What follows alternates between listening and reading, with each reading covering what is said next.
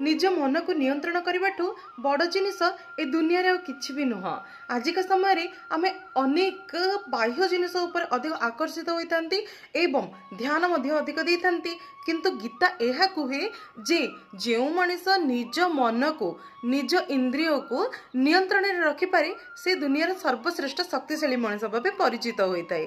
तेबे धरि नियंतु गोटे लोक प्रतिदिन निज मन को शांत रखिबा पई दिन को 2 घंटा से ध्यान करुछि, किंतु से ता मन भितरे बहुत सारा घृणा, ईर्षा, असहिष्णुता, नानादी प्रकार चिंतार सहित से बुड़ी मरुछि। ताहले कौन से 2 घंटार ध्यान सहित बा भजन कीर्तन सुमिरण सहित से शांति को प्राप्त कर परिबो ना, केबे भी नुह। सब बेले मन रखिबा आमे जीवन रे आमे जदि मन को हमर नियंत्रण रे रखिबार अछि, मन को शुद्ध रखिबाक पड़िबो, मन को सफा रखिबाक पड़िबो। प्रथमे ए जो घृणा, द्वेष, चिंता, कूट, कल्पना ए सबरु निवृत्त रहिबाक पड़िबो, तेबे जाय कि आमे समग्र संसार को जय करि परिबा। जदि वीडियोटी पसंद आसुची लाइक शेयर सब्सक्राइब करबाक जम्मारे भूलिबेनी एवं हां इंस्टाग्राम फेसबुक रे देखुथिले फॉलो मध्य निश्चित कर देबे। धन्यवाद।